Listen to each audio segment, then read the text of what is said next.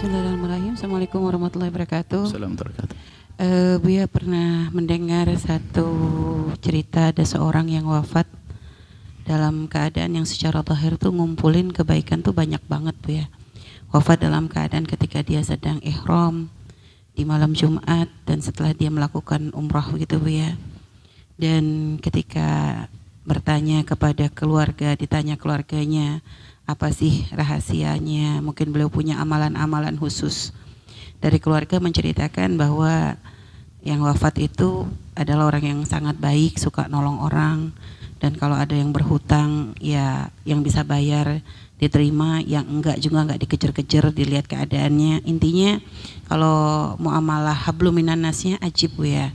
Hanya memang dari keluarga mengatakan tapi yang meninggal ini adalah orang yang nggak pernah sholat katanya Bu ya, nggak pernah sholat selama sebelum umroh itu belum pernah sholat karena memang punya sakit sehingga kadang kalau sholat tuh merasa susah gitu Bu ya. Nah hanya dari kisah ini tuh kadang menimbulkan apa ya, kan urusan sholat tuh kan urusan yang nggak bisa ditawar menawar.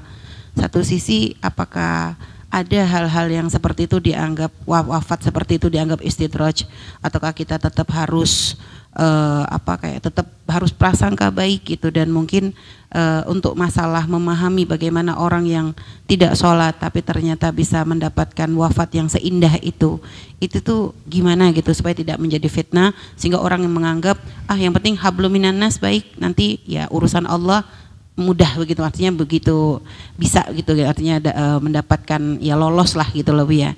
Nah itu seperti apa memahami hal itu Bu ya. Syukran Bu ya. Assalamualaikum warahmatullahi wabarakatuh. Assalamualaikum warahmatullahi wabarakatuh. Bagi orang yang punya pemahaman benar urusan nasib seorang manusia, mendengar kisah semacam itu tidak akan jadi masalah. Bahkan bisa saja orang itu memang selama ini tidak pernah sholat, jelas nggak sholat, bahkan mungkin juga mabuk, judi, tiba-tiba pengen umroh, mati di sana, bisa jadi dan diampuni oleh Allah. Kok bisa begitu? Itu namanya husnul khatimah. Bisa saja perjalanannya tadi adalah di saat di atas pesawat itulah saat tobatnya, dan dia menyesal. Kalau seandainya dia hidup mungkin akan berubah, cuman sudah dimatikan oleh Allah, husnul khatimah. Begitu sebaliknya, ada orang rajin sholat kepada orang lain baik, tak taunya apa, lagi mabuk mati, ada namanya su'ul khatimah. Membaca kisah itu jangan Anda membaca yang terjadi pada orang, diri kita. Orang itu ya insya Allah khusnudon, bahkan mungkin tidak sholat, dia sudah mati dengan begitu, tapi ada orang lain ahli sholat pun ternyata tiba-tiba su'ul khatimah. Kalau ahli akidah mengatakan, kenapa kok orang katanya ahli sholat kok jadi su'ul khatimah? Balik ke belakang, bisa saja sholatnya bukan karena Allah, mungkin bajunya haram segala macam dan sebagainya. Yang penting khotimahnya ini loh. Kalau khotimah Anda benar, istimewa sudah. Kalau orang ujungnya waktu akhir hayatnya benar baik, yaitu al-ibrah itu anggap yang terpenting adalah husnul khotimah. Semuanya sepakat ini. Kalau husnul, biarpun dia pencoleng, pemabuk, penjudi, tapi kalau husnul khotimahnya baik, maka dia adalah insya Allah adalah orang baik, selesai. Cuma ini yang harus pahami, semua orang sadar. Siapa yang bisa memastikan semacam itu? Ayo. Dia berkata, saya mau mabuk aja deh, nanti kalau mau mati sholat. Siapa yang ngasih tahu kalau Anda akan mati nanti ya? Siapa ini loh yang itu saja yang mati di Mekah itu nggak pernah ada yang ngasih tahu. Malaikat nggak ngomong, cepat ke Mekah ya, tak tunggu di sana. Nggak ada ngomong gitu. Ini kok sok banget orang-orang, kadang-kadang orang ya ini karena lemahnya iman. Justru orang harus takut kita bisa mati sewaktu-waktu. Saat ini bisa mati, Anda bisa mati. Semoga panjang umur semuanya. Makanya menyadari makna inilah orang takut melakukan kemaksiatan. Yang sudah berbuat baik tidak mau berhenti melakukan kebaikan karena takut jangan-jangan aku mati setelah detik ini. Maka kebaikan akan aku lanjutkan. Yang masih bermaksiat akan segera berhenti. Bukan khayalannya orang tadi, oh ya nggak apa-apa, yang penting baik sama orang deh, biarpun nggak sholat dan sebagainya. Iya, matimu bukan waktu kamu sedekah kok, kamu waktu nggak sholat, ayo mau apa? Ini loh husnul khatimah itu adalah yang jadi masalah. Kita tuh sok tahu kalau kita ini husnul khatimah, enak aja, sok banget, GR banget. Siapa yang bilang kamu bakal mati dalam keadaan sholat? Ya saya pengen pokoknya disedekah banyak, biarpun nggak sholat nggak apa-apa deh, sedekah mabuk nggak apa-apa. Yang penting nanti kan saya pengen mati waktu sholat. Nggak bisa begitu. Ya kalau mati mau sholat. Waktu mabuk zina digebukin sama orang mati. Naudzubillah. Jadi khotimah itu tidak ada yang tahu. Kapan kita mati? Ada tambahannya. Husnudzon itu penting. Apalagi di tempat yang baik. Biarpun orang katanya mabuk judi kok mati di masjid, husnudzon. Karena bisa saja langkah terakhir dia masuk masjid itu adalah langkah tobatnya. Kemarin badung bandel. Tapi bisa saja tangisnya adalah di saat masuk masjid. Lalu di Allahu Akbar dicabut nyawanya. Beruntung dia. Hatta ibu minat dzambi kama la dzambalah. Bertobat dari dosa. Orang bertobat seperti tidak punya dosa. Tapi siapa yang bisa memastikan begitu? Kalau seandainya mati itu bisa minta, sudah hari ini sudah beres, gak orang repot begini minta. Ya Allah, saya mati husnul khotimah waktu saya sujud sholat subuh terakhir.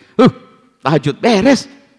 Nah, kita minta begitu belum, nanti apa dikasih atau tidak kan nggak tahu. Kita berusaha saat ini menjaga perilaku kita. Makanya memahami makna kematian akhir detik-detik kehidupan kita itu menjadikan orang yang bisa berbuat baik waspada, tidak akan berani menghentikan. Jangan-jangan pas aku berhenti, nanti aku mati saat itu. Yang jelek akan segera berhenti. Karena apa? Jangan-jangan aku segera mati. Kalau tidak aku berubah jadi baik. Itu bukan untuk berhayal kayak tadi, itu bukan. Itu hayalan. Oh, enak banget dia situ. Istilahlah yang penting kan hablum minan nas. Kau baik, hablum minan nas baik, hablum minallah enggak baik. Enggak bisa. Nanti sholat itu. Nah, kemudian yang terakhir.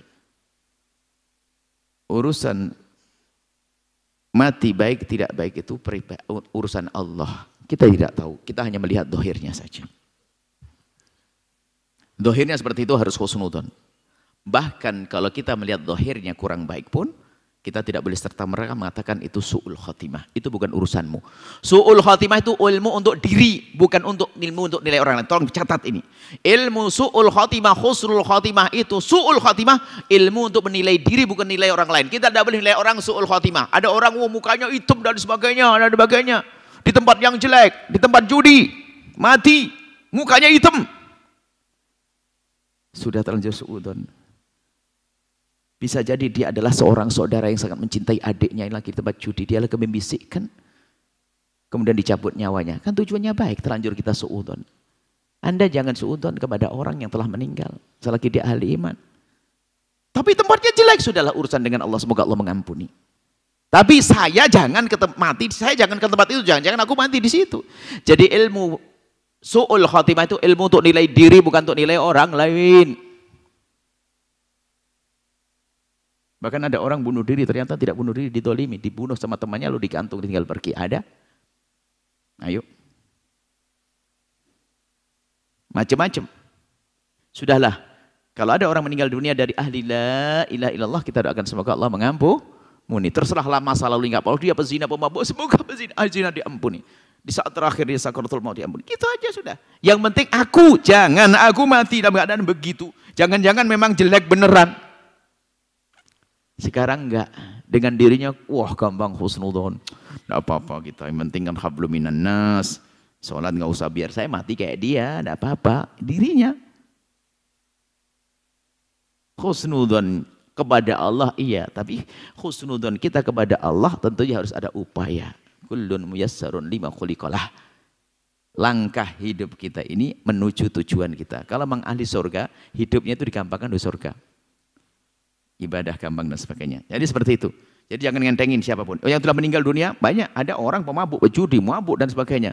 Ke masjid sekali mati dia. Allah. Ajib. Ada nenek-nenek nggak pernah sholat sepanjang hidupnya. Kakek-kakek nggak pernah sholat. Tiba-tiba datang ustadz umurnya sudah 76. Saya pengen sholat. Saya selama ini nggak sholat. Saya mabuk, judi. Saya pengen tobat. Iya. Baru diajari sholat sehari. Mati besok. Enak banget. Apakah Anda pengen begitu? Saya kayak gitu aja deh, mabuk dulu. Pas mabuk mati sebelum tua. Mau apa? Jangan ngentengin urusan itu. Itu saja insya Allah, hati-hati. Bisa jadi orang itu husnul khotimah yang sesungguhnya. Akan tapi lihat. Tidak boleh kita contoh dari sisi tidak baikannya. Jangan-jangan kita na'udzubillah mati dalam keadaan tidak baik. Wallahu a'lam bishawab. Sahabat Al-Bahjah TV, setelah menyaksikan video ini, jangan lupa bersolawat kepada baginda Nabi Muhammad. Shollu ala Nabi Muhammad. Allahumma sholli alaihi wa ala alihi wa sahbihi.